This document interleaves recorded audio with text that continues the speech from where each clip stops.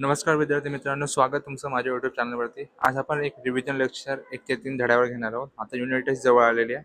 त्यात महत्त्वाचे प्रश्न आपण भूगोलासंदर्भात पाहूया आणि जाणून घ्या. मैत्री भूगोलाचा आपला पहिला धडा आहे. याच्यामध्ये इम्पॉर्टंट टॉपिक रिकाम्या जागेसाठी प्रश्न विचारण्यात येऊ शकतो. जिओग्राफी म्हणजे भूगोल संकल्पना आहे. जिओ म्हणजे पृथ्वी, ग्राफिया म्हणजे वर्णन करणे आणि भूगोल म्हणजे पृथ्वीचे वर्णन करणारे शास्त्र असा अर्थ होतो. भूगोलासंदर्भात इम्पॉर्टंट आहे. तर याच्यामध्ये भूगोलाचे दोन प्रकार आहेत, प्राकृतिक भूगोल आणि मानवी भूगोल. या भूगोल अभ्यासाच्या दोन मुख्य शाखा आहेत. भूगोलाच्या दोन शाखा आहेत. आता पुढे भूगोलाच्या अभ्यासाचे स्तोत्र, तर प्राथमिक स्तोत्र आहेत, दुय्यम स्तोत्र आहेत. इम्पॉर्टंट टॉपिक मी घेणार आहे याच्यामध्ये, तर तुम्ही जाणून घ्या आणि एकदम सिम्पली आपण सॉल्व्ह करूया. इम्पॉर्टंट टॉपिक आहेत ते. आता याच्यामध्ये प्राथमिक स्तोत्र आणि दुय्यम स्तोत्र. आता भूगोलाचा अभ्यास याच्यामध्ये प्राकृतिक घटकामध्ये काय काय येतं? शिलावरण, जलावरण, वातावरण. हे बघा, शिलावरण, जलावरण, वातावरण, जीवावरण हे प्राकृतिक घटकामध्ये येतं. आणि मानवी घटकामध्ये लोकसंख्या, मानवी वस्ती, आर्थिक क्रिया आणि बदलती सामाजिक स्थिती हे येतं. आणि मध्ये येतं संसाधने आणि पर्यावरणाचा शाश्वत विकास. हा भूगोलाचा अभ्यास करताना आपल्याला महत्त्वाचे घटक आहेत, हे लक्षात ठेवा.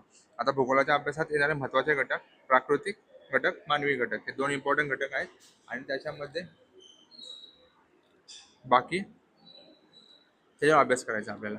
आता पुढे आपल्याला फरक स्पष्ट करा दिला, प्राथमिक स्तोत्र आणि दुय्यम स्तोत्र. फरक स्पष्ट करा दिला तर प्राथमिक स्तोत्र म्हणजे अशी माहिती जी निरीक्षणातून, मोजमापातून, नोंदीतून मिळवली जाते, ती म्हणजे प्राथमिक स्तोत्र. आणि दुय्यम स्तोत्र म्हणजे जी प्राथमिक माहिती आहे त्याच्या आधारावर आपण ती सादर केलेली माहिती असते, त्याला आपण दुय्यम स्रोत म्हणतो. ही माहिती दुसरी व्यक्ती, प्रकाशन याच्यातून भेटते. याच्यामध्ये असतात अहवाल, नकाशे, लेख, या सर्व गोष्टी असतात. आता प्राथमिक स्रोतांची वैशिष्ट्ये, फरक स्पष्टकरणामध्ये आपण 4 पॉईंट लिहिले तरी यावर मार्क भेटतील. प्रत्यक्ष मूळ स्वरूपातील माहिती प्राप्त होते, म्हणजे क्षेत्रभेट झाला, विश्वासार्हता जास्त असते, मुलाखत झाली, नवीन माहितीचा सोर्स असतो, सर्वेक्षण झालं, स्थळ विशिष्ट झाले, एखाद्या ठिकाणाबद्दल नेमकी माहिती येतो, ड्रोन सर्वेक्षण, प्रतिमा. अधिक श्रम आणि खर्चिक असते, हवेच्या स्थितीच्या नोंदी. आता दुय्यम स्रोतांची वैशिष्ट्ये, अप्रत्यक्षरित्या गोळा केलेले असते, पृथ्वी गोल, नकाशा, स्रोतानुसार माहितीचा विश्वासार्हता बदलू शकते, ॲटलसमध्ये येतं, आधीच प्रक्रिया करून माहिती सादर केलेली असते, संशोधन पत्रिका, पुस्तके, अहवाल, आंतरजाल इत्यादीद्वारे ही सहज माहिती होते. दुय्यम स्रोत इझिली भेटतात आपल्याला. मासिक वृत्तपत्रे आलं, कृत्रिम उपग्रह प्रतिमा झाले, कमी खर्च, वेळ, श्रम याच्यामध्ये त्यांची बचत होते याच्यामध्ये दुय्यम स्रोतामध्ये. आणि हवामान विषयक नोंदी. आता हेच आपण जे आता शिकलोय ते आपण याच्यामध्ये लिहिलेलं आहे. तेच मी आता तुम्हाला माझ्या पहिल्या व्हिडिओमध्ये टाकलेलं आहे, ते तुम्ही तिथं बघा. प्राथमिक स्रोत, दुय्यम स्रोत इम्पॉर्टंट आहे. आणि भूगोल दिनाविषयी चर्चा होते. अशा प्रकारे आता बघा, याच्यामध्ये तेच मी बोललो, जिओग्राफी पृथ्वी त्याचे वर्णन करणे हे झालं. भूगोल विषयात कोणत्या घटकांचा अभ्यास करतो आपण? तर पृथ्वीवरील प्राकृतिक, जैविक, मानवी घटकांचा. खालीलपैकी कोणता भौगोलिक माहितीचा स्रोत आहे? तर क्षेत्रफळ. गावाकडील हवामानाच्या अनुभवा संदर्भात लोकांकडून माहिती घेणे कोणत्या प्रकारचा स्रोत आहे? तर तिथे जाऊन घेतो माहिती आपण, तो प्राथमिक स्रोत आहे. नकाशा, चित्रपट, उपग्रह, प्रतिमा गोळा करून माहिती गोळा करणे हा कोणते कौशल्य विकसित करतो? तर निरीक्षण व विश्लेषण. आता पुढे खालीपैकी कोणती प्राथमिक सूत्र आहे? मुलाखत प्राथमिक सूत्र आहे, सर्वेक्षण प्राथमिक सूत्र आहे, अनुभव, क्षेत्रभेट प्राथमिक सूत्र आणि स्वतः वाचलेले प्रवास प्राथमिक सूत्र आहे. दुय्यम स्वतःविषयी खालीपैकी कोणते अयोग्य आहे? यातून मिळालेली माहिती विश्वासार्हता अधिक असते, अन्य संशोधनाचे घेऊन मिळवलेली असते, माहिती सहज उपलब्ध असतात, माहिती काढल्याबाहेर ठरू शकते, त्यातून मिळालेली माहितीची विश्वासार्हता अधिक असते. तर हे चुकीचं आहे, अयोग्य आहे. भूगोल शिकवता पृथ्वीचे वर्णन करणारे शास्त्र असे होय, बरोबर आहे. रॉंग आहे.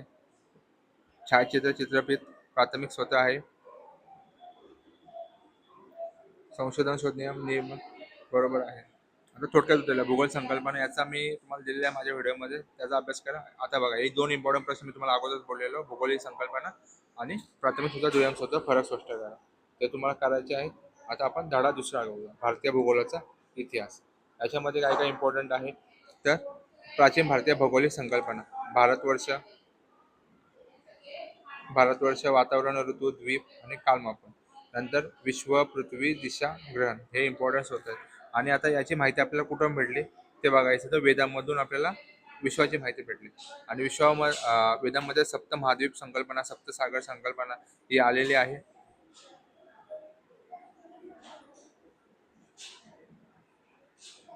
आता पृथ्वीचा शोध कसा लागला, पृथ्वीवर काय काय आहे, पृथ्वीचा व्यास किती आहे तर 13,000 किलोमीटर इतका असं नमूद केलेलं आहे. आता पृथ्वीचे वर्णन स्वत्वद्वीप, ते स्वत्वद्वीप कोणते आहेत त्यांची माहिती दिलेली आहे. नंतर क्षीरसागर, दधी समुद्र, सुरा समुद्र, क्षार समुद्र त्यांची माहिती. नंतर द्वीप, पृथ्वीवर असल्या द्वीपांची माहिती आपण केलेली आहे, ते आपल्याला लक्षात ठेवायचे. जम्बूद्वीप, पुष्कर द्वीप, कुशद्वीप, शाल्मली द्वीप, लक्षद्वीप अशा द्वीपांची माहिती आहे, ते आपल्याला जाणून घ्यायचे. याच्यावर रिकाम्या जागा जोडायला येऊ शकतात. शाकद्वीप, पुष्करद्वीप असे 7 द्वीप आहेत. हे बघा इथे जम्बूद्वीप, पुष्करद्वीप, शाकद्वीप, शाल्मली द्वीप, लक्षद्वीप, कुशद्वीप, क्रंशद्वीप आणि मध्ये समुद्र आहे. आणि ग्रह आणि संकल्पना सांगितली आहे. पृथ्वीची छाया चंद्रावर पडते, ती वर्तुळाकार असते, म्हणून पृथ्वी गोलाकार आहे. तेव्हा शोध लागला. नंतर दिशा व वेळ यांचा शोध आपल्याला लावून द्यायचा आहे.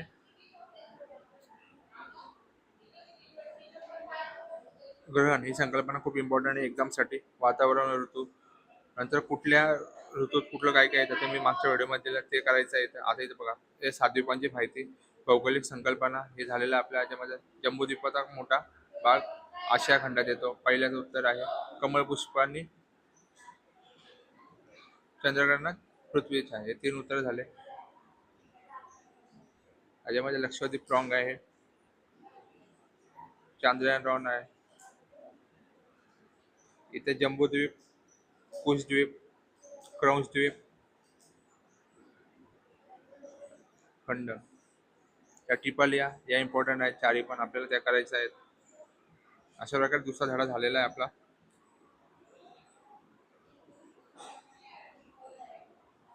हा अचूक पर्याय ओळखा. पृथ्वी इतर ग्रहांची दिशा ओळखण्यासाठी सूर्योदय इम्पॉर्टंट आहे. जम्बूद्वीप म्हणजे लांब बेट, मोठा भूभाग. अशा प्रकारे दुसरा ठरला. आता वृत्तांची दुनिया, याच्यामध्ये आपण रेखावृत्त, विषुवृत्त, रेखावृत्त आणि अक्षरवृत्त यांची माहिती शिकलो. उभ्या रेषांना रेखावृत्त म्हणतात, आडव्या रेषांना अक्षरवृत्त म्हणतात. ही मधल्या रेषा तिला आपण विषुवृत्त म्हणतो. आता पृथ्वीचा व्यास 12,756 किलोमीटर आणि 12,714 किलोमीटर एवढा आहे. आता याच्यामध्ये कोणीय अंतर, पृथ्वी 23°30 सूर्याकडे कललेली आहे, त्याच्यामुळे ऋतुचक्र आपलं फिरतं. आता अक्षरवृत्त कशी मोजतात, ते 0 ते इथं मधल्यापासून 90 पर्यंत, इकडून 90 इकडून 90, हे उत्तरेकडे आणि एक दक्षिणेकडचं, पूर्वेकडचं आणि पश्चिमेकडचं अक्षरवृत्त झाले. आता प्रत्येक कोणता वृत्त कुठे कुठे आहे. विषुववृत्त 0°वर आहे, कर्कवृत्त 23°30 उत्तर, आर्टिक वृत्त 66°30 उत्तर, उत्तर ध्रुव 90° उत्तर, मकर वृत्त 23°30 दक्षिण, अंटार्क्टिक वृत्त 66°30 दक्षिण, दक्षिण ध्रुव 90° दक्षिण. अशा प्रकारे दिलेलं आहे. आता रेखावृत्तांची माहिती दिलेली आहे आपण. अशा रेषांना आपण रेखावृत्त बोलतो.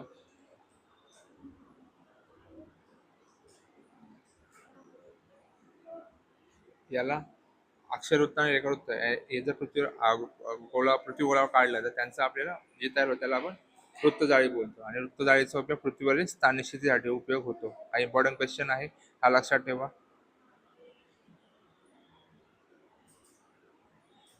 नंतर जागतिक प्रमाणावर कशी निश्चित केली त्याबद्दलची माहिती होती. आणि भारतातून कुठून जातं तर उज्जैन या ठिकाणावरून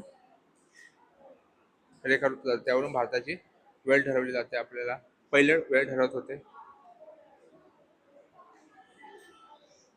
याचे प्रश्नोत्तर मी दिलेले आहेत अगोदरच, ते तुम्हाला करायचे आहेत. अशा प्रकारे आपला वृत्तझाळी हा धडा झाला. हे 3 धडे इम्पॉर्टंट आहेत एक्झामसाठी. बाकीच्या प्रश्नांची उत्तरे काय काय इम्पॉर्टंट आहेत प्रत्येक विषयाचं, ते मी तुम्हाला पुढच्या व्हिडिओमध्ये नक्की देईल. तुम्हाला व्हिडिओ आवडला आपल्या चॅनलला सबस्क्राईब करा, व्हिडिओला लाईक करा, शेअर करा, कमेंट करा आणि जास्तीत जास्त मुलांपर्यंत आपले व्हिडिओ पोहोचवा. अशा प्रकारे आपलं 1 ते 3 धड्याची रिव्हिजन इम्पॉर्टंट क्वेश्चन मी दिलेले आहेत, ते तुम्ही नक्की करून जा. तुम्हाला व्हिडिओ आवडला चॅनलला सबस्क्राईब करा, व्हिडिओला लाईक करा, शेअर करा आणि कमेंट करा. धन्यवाद.